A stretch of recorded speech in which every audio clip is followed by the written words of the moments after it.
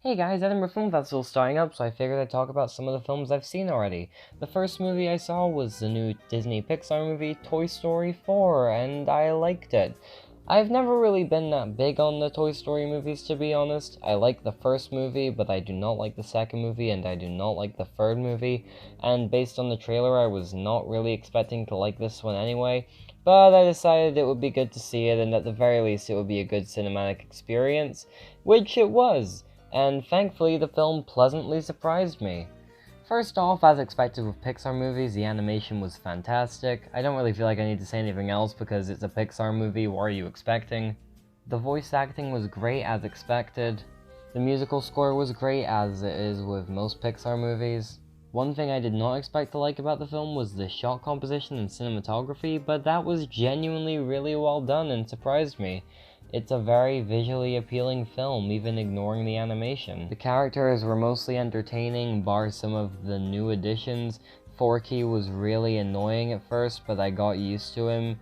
Whoever the hell Key and Peele were playing were also annoying at first, but I got used to them. Keanu Reeves' character was pretty funny, and I really enjoyed Christina Hendricks' character, Gabby Gabby. The story was very entertaining, and at no point can I say I was ever bored.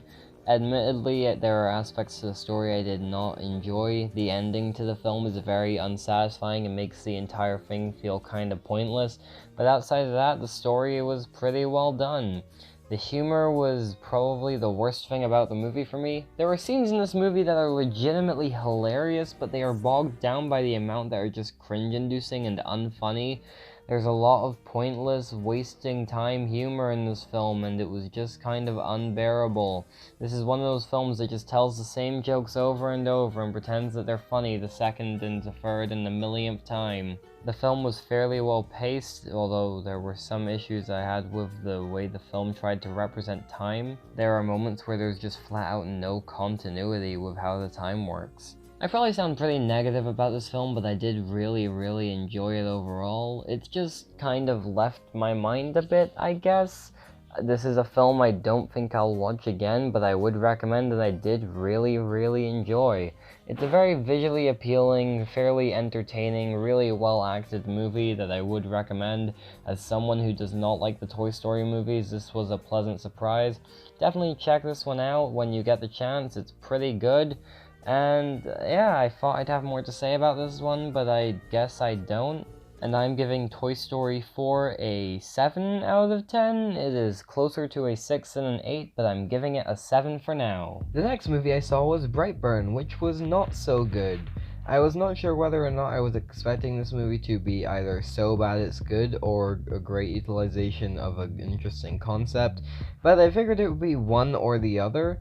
But it managed to be both and neither at the same time. This is a very generic, standard horror movie that just has a concept weighing it up.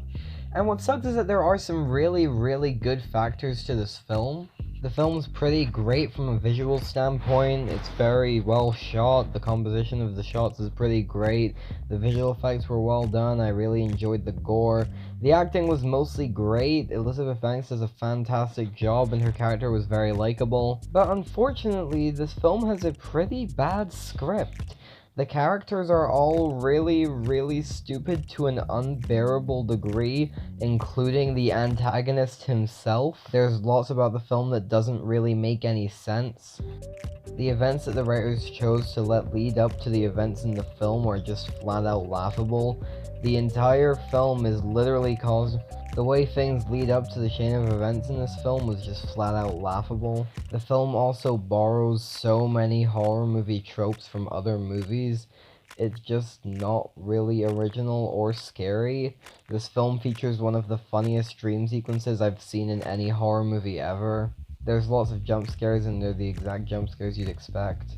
The music all sounded like stock horror music except for the end credits song, which was very comically Bad Guy by Billie Eilish. Many people in the theater started laughing when that song started playing, myself included.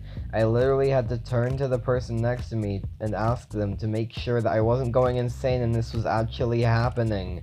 It was hilarious. The tone of the movie is really messy. Outside of the antagonist, all of the child acting was absolutely atrocious.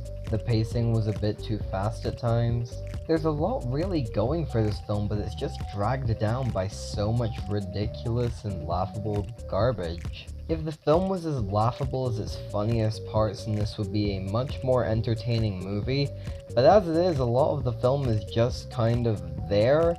One of the funnier aspects of this film is how they try to accentuate that the antagonist is becoming a sociopath. They just have him say okay in the same tone over and over and over again, but they do it in a way that's meant to be scary and not really funny. The scene where the antagonist discovers his own strength also had the audience in uproar. There's also a lot of scenes in the film that are just awkward and not entertaining at all. Again, this film does have a lot going for it, but it's just dragged down by its cons. Overall, I would not really recommend this movie. It's not entertainingly bad enough to be laughed at, but it's not good enough to be recommended on that level. There are definitely great aspects to this film, and if all you want is a great performance from Elizabeth Banks and some fun gore, then this is definitely the film for you. But if you're expecting an actual good movie, then this is something you might want to avoid. And I'm giving Brightburn a 4 out of 10. Stay tuned for more Edinburgh International Film Festival content. That's the end of this video. Like, share, subscribe, and buy the outros, and I'll see you in whatever I do next.